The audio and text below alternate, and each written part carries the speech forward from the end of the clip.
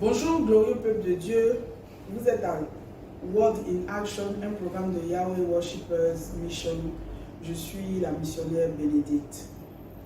Le sujet de ce jour est 7 choses qui déterminent une mauvaise épouse. Autrement, comment savoir 7 choses qui vous permettent de savoir si votre épouse ou l'épouse d'un tel ou tel est une mauvaise épouse.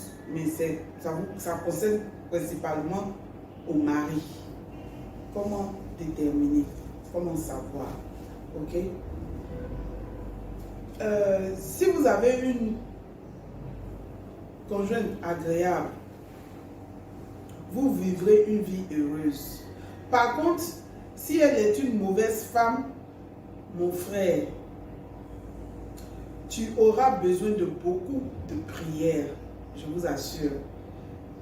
Car une mauvaise femme, sinon épouse, est un danger, est une très mauvaise influence pour l'homme, l'époux. Rappelez-vous du roi Salomon, avec ses nombreuses épouses. Il a finalement abandonné la voie de Yahweh et suivi ses épouses. Et qu'est-ce que ça lui a coûté? Il a payé, pas lui, mais ses enfants ont payé les conséquences de ses actions. Parce qu'à l'époque, Père dit, je punis les enfants à cause des péchés de leurs parents. Également, 2 Chroniques, chapitre 22, verset 6. 1 King, chapitre 11, verset 4 à 8. Ok? Chose numéro 1 qui détermine une mauvaise épouse. Une mauvaise épouse. Elle va vous faire oublier vos parents, vos bien-aimés. Oui. Les mauvaises épouses ont cette habitude-là, cette fâcheuse et sale habitude-là, de vous éloigner, de vous empêcher d'être en bon terme avec vos familles, avec vos enfants qui ne viennent pas d'elle. Vous comprenez? Pendant qu'elle vous amène, elle vous oblige à accepter la tienne, c'est-à-dire sa famille, ses enfants, qui ne sont pas de vous également.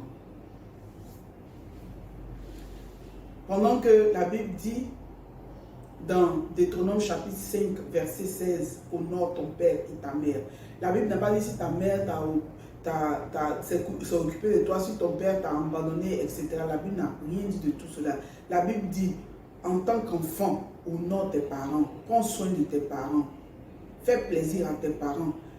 Pourquoi? Parce que c'est lui seul, Père, a l'habilité de bénir. Lui seul, Yahweh, peut bénir qui que ce soit. Vous comprenez? Personne n'a le pouvoir. Par contre, lorsque vous vous occupez de vos parents, pourquoi est-ce qu'il y a bénédiction? Parce que vos parents aussi, ne dit-on pas que vos parents sont Dieu sur terre, nos dieux sur terre? Nos parents sont nos dieux sur terre. Pourquoi? Parce que c'est par eux que Père est passé pour nous donner la vie. Par conséquent, nous avons l'obligation de les honorer. De prendre soin d'eux quand ils en ont besoin, selon nos moyens. On n'a pas dit d'aller au-delà de ce que tu peux faire. On dit, fais ce que tu peux, mais rassure-toi que tu prends soin de tes parents comme tu peux. Parce que le comme tu peux là, c'est pas comme toi tu détermines, c'est selon la vision de Père. Parce qu'il voit tout, il sait tout. Donc si tu as beaucoup et puis tu manques et tu n'en as pas aussi là, ça te risque de périr. Si tes parents te demandent quelque chose et puis tu dis non, tant que je ne me suis pas occupé de mes enfants, tant que je ne me suis pas occupé de ma femme, je ne peux pas aider mes parents, tu es en train d'apporter des malédictions sur toi, mon frère. Donc, n'écoute pas cette femme qui te dit de ne pas t'occuper de tes parents, qui te dit que tes parents sont sorciers, ta mère est sorcière. Rappelle-toi de ce que cette femme-là a fait pour toi. Le simple fait de t'avoir donné la vie. Rappelle-toi de ce que cet homme a fait pour toi. Le simple fait de t'avoir donné la vie, parce que sans lui, ta mère n'aurait pas pris ta grossesse. Donc, même si ta mère a souffert toute seule et que lui ne s'est pas occupé de toi pour des raisons diverses, même si ça a été méchant de sa part, ça, ce n'est pas ton problème. La Bible dit, occupe-toi de tes parents. Même s'ils sont sorciers, il faut t'occuper d'eux. Je n'ai nulle part dans la Bible où on dit si tes parents sont sorciers, il faut les abandonner. Si tes parents t'ont abandonné, il faut les abandonner. Non. Tu cherches des bénédictions ou pas. Celui qui a l'habilité de bénir te dit, occupe-toi de tes parents. Période. Période. Donc, n'écoute pas ta femme qui t'induit en erreur. Pendant qu'elle est en train de t'induire en erreur, pendant qu'elle est en train de te dire de ne pas t'occuper de tes parents, elle te pousse, elle t'oblige ou elle cache de l'argent pour aller donner à ses parents. Quand il n'est pas là, elle prend le sac de riz, elle divise, elle donne à sa mère. L'huile, tout. Tout ce que tu achètes là. Très souvent, elle achète en surplus pour aller donner à ses parents. Pendant que toi, tes parents ont faim. Même si tu as des parents qui sont dans l'abondance, ton rôle c'est de t'occuper d'eux. La Bible n'a pas dit qu'il ne faut pas t'occuper de tes parents parce qu'ils sont riches, matériellement, financièrement. Non, c'est un honneur et c'est pour ton bien. Ce n'est pas pour le bien des parents, c'est pour toi mais ton bien. Ne vois pas ce que tu fais à tes parents parce que eux, s'ils voulaient peser ce qu'ils étaient en train de faire là, la femme, la mère n'allait pas prendre chose qu'on n'allait pas te porter dans son sein. Maintenant, si celle qui t'a mis au monde ne s'est pas occupée de toi et que c'est une autre personne qui s'est occupée de toi aussi, il faut que tu as l'obligation, parce que cette dernière-là aussi est ta mère, tu as l'obligation de subvenir à ses besoins. Également pour l'homme, ce dernier-là qui ne t'a pas donné la vie, qui n'est pas ton père biologique, mais qui s'est occupé de toi pendant que tu en avais besoin, au moment où tu étais malade, au moment où tu avais faim, au moment où tu n'avais pas d'argent pour aller à l'école, tu n'avais pas d'argent pour acheter un livre, au moment où tu avais besoin d'un toit. Ces derniers-là t'ont donné tout cela. Ce sont tes parents, tu as l'obligation de t'occuper d'eux. Et si tu ne le fais pas, c'est des malédictions que tu portes sur ta tête. Et je ne crois pas que tu as envie de vivre avec des malédictions. Autrement, tu ne serais pas levé tous les matins pour aller au travail, pour chercher comment faire pour subvenir à tes besoins et aux besoins de ta famille. Donc, de grâce, fais très attention. Et arrête de suivre cette femme méchante là qui t'oriente autrement. Ok? Chose numéro 2 qui détermine l'épouse mauvaise, c'est qu'elle tue tout ce qui te permet d'être homme en toi. C'est-à-dire que partout où vous allez, c'est toujours elle qu'on regarde. Elle cherche toujours à t'humilier. Parce qu'elle a plus de salaire que toi, c'est parce qu'elle a plus de position que toi. Elle est dans une entreprise où elle est patron et que pendant ce temps, toi, tu es en dessous d'elle. Donc, elle n'a aucun regard, elle n'a aucun respect pour toi. À tel enseigne que même ses camarades se moquent de toi. Tu te sens humilié. Tu as perdu ton caractère d'homme. Ta personnalité d'homme. Cause de ta femme. Mais réveille-toi mon frère, réveille-toi, parce que Dieu t'a fait la tête et non la queue. Dieu t'a fait maître au-dessus d'elle, quel que soit ce qu'elle est. Cette femme-là, je ne parle pas de toutes les femmes, hein, mais cette femme-là particulièrement, quel que soit ce qu'elle est, ce qu'elle fait, elle demeure toujours ton épouse, elle demeure toujours ta femme, la chair de ta chair, l'os de ton os. C'est à toi que Père a donné autorité sur elle. Tu es sa tête. Sans toi, elle n'a pas de tête. Tu comprends? Donc, réveille-toi et joue ton rôle dans la douceur. Amène ton épouse à comprendre que c'est toi qui es le chef. Ce n'est pas dans la violence, ce n'est pas dans la dictature. Évite d'être macho parce que tu es l'homme terminé. Mais l'homme doit subvenir aux besoins de la femme. Maintenant, si par cas de force majeure, tu ne peux pas, il y a une manière d'amener la femme à jouer ton rôle financièrement. Je ne dis pas rôle moral,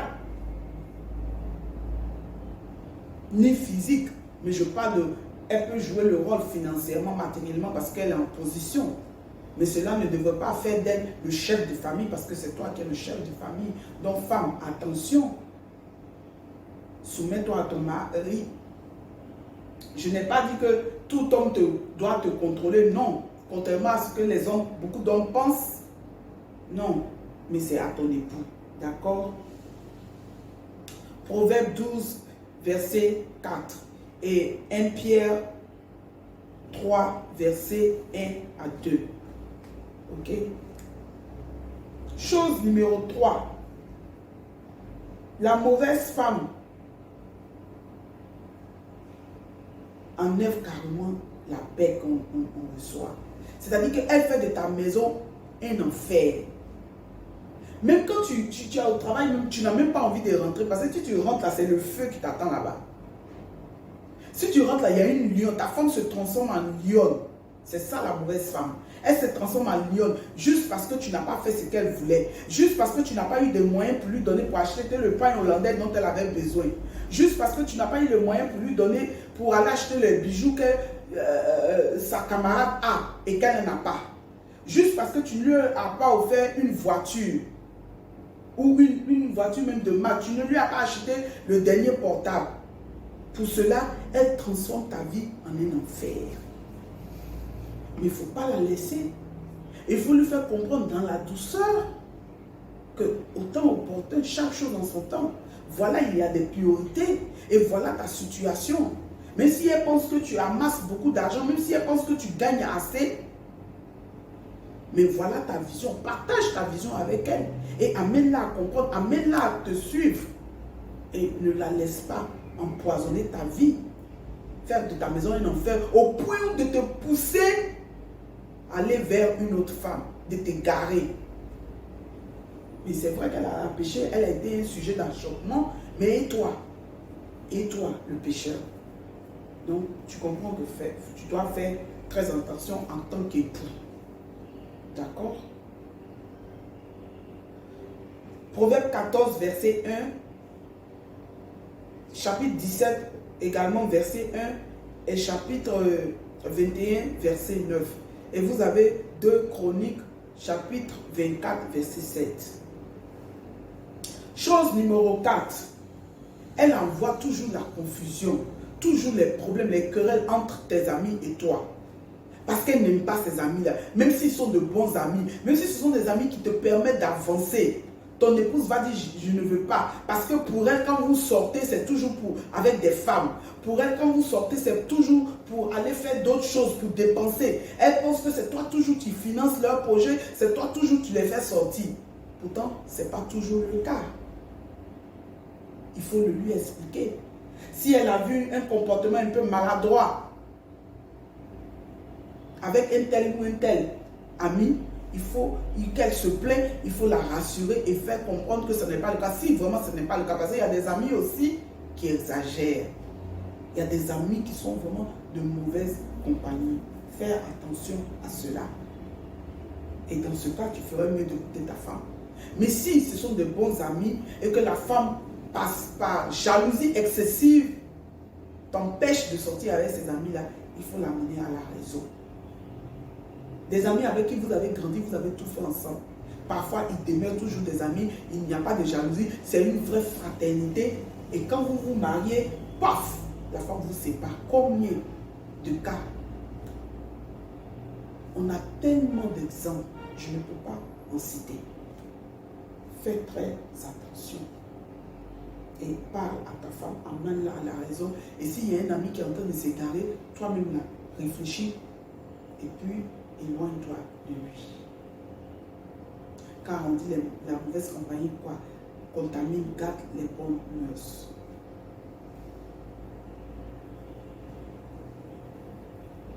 Ok. Numéro 5. Numéro 5, cette mauvaise femme-là va te faire perdre tes racines. C'est-à-dire l'éducation, la bonne éducation biblique que tu as reçue, les bonnes manières.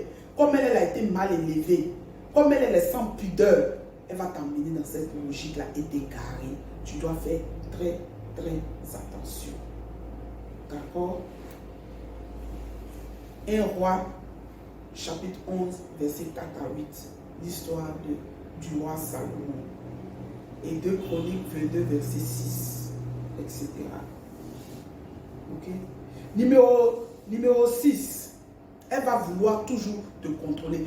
La mauvaise femme aime contrôler. C'est-à-dire qu'elle ne donne même pas la possibilité à l'homme de décider. C'est elle toujours qui veut décider. C'est ce qu'elle veut qu'on fait, on fait. Si tu veux t'éloigner ou bien tu veux penser, tu veux réfléchir, elle t'empêche par tous les moyens. Elle va te critiquer, elle va t'insulter, elle va t'humilier devant les gens parce que tu n'as pas suivi son conseil. Quand bien ce conseil-là est mauvais, quand bien ce conseil-là peut t'égarer, mais elle s'en fout parce que ça vient d'elle. Des femmes qui sont autoritaires. Mais toi, la femme qui fait ça, tu n'es plus femme. Ça veut dire que tu as juste besoin d'un homme, tu as juste besoin de porter un nom. Mais sinon, tu n'es plus une épouse. Parce qu'une épouse ne comprend pas son homme. Une épouse est une compagne.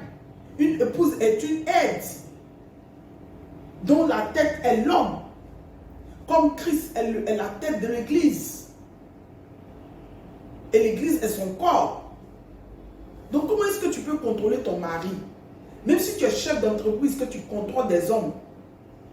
Même si tu es principal quelque part dans une structure. Tu es PDG dans une structure.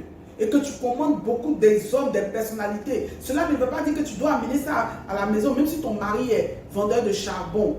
Même si ton mari est chômeur. Il demeure ton mari. Parce que tu l'as épousé. Et tu as fait de lui ta tête. À partir du moment où tu l'as épousé, tu as porté sa bague, tu as accepté sa main. Ça veut dire qu'il devient ton chef, quel que soit son niveau, sa situation. Même s'il n'est pas ambitieux, même s'il n'est pas très intelligent, mais c'est ton choix, tu l'as accepté. Donc il faut lui donner ce regard-là, le respecter. Et quand tu ne le fais pas, tu deviens une mauvaise épouse. Ok? L'exemple de Jézabel. Et l'exemple de la femme de Samson dans Juge 14, verset 16 à 17. Et nous avons finalement la chose numéro 7 qui détermine la mauvaise épouse. C'est elle va vous appauvrir. Oui, il y a des épouses comme ça. C'est-à-dire que quand vous les épousez, vous devenez pauvre. Pourquoi? Parce qu'elles vont vous mettre dans un système de crédit. C'est elle toujours qui veut acheter le dernier pain. C'est elle toujours qui doit au vendeur de pain. C'est elle toujours qui doit au vendeur de chaussures, au vendeur d'assiettes. Elle veut toujours paraître plus grand. Elle veut toujours se parer. Elle veut absolument avoir la voiture comme sa voisine. Donc elle te fait endetter. Et tu es surendetté jusqu'à ce que tu perds ton emploi, jusqu'à ce que tu perds toute ta fortune, jusqu'à ce que tu deviennes pauvre et puis à la fin, elle t'abandonne. Ça, c'est la mauvaise épouse. Mon frère, ressaisis-toi et évite de telles femmes. Si tu n'es pas encore marié, là, éloigne-toi de ces femmes-là. Les Américains disent la première impression est celle qui reste. Même si on fait semblant, je vais parler comme les Ivoiriens, même si on fait semblant jusqu'à là, il y a un moment où on rentre dans son propre piège. Donc il faut observer. Vous qui n'êtes pas encore marié, demandez l'aide du Saint-Esprit pour vous guider. Parce que le mariage, c'est pour la vie. Aujourd'hui, les chrétiens même divorcent plus que les gens du monde. Pourquoi? Parce que nous ne consultons pas le Saint-Esprit. Nous nous engageons, nous utilisons nos gros yeux, là, comme pour moi ici, là, comme des torches là, pour nous marier. Parce qu'il est beau, parce qu'il a l'argent, parce qu'elle est belle. Aujourd'hui, là, c'est les hommes pleins de gigolos. Un enfant de 20 ans, il va aller se marier à une femme de 60 ans, 70 ans.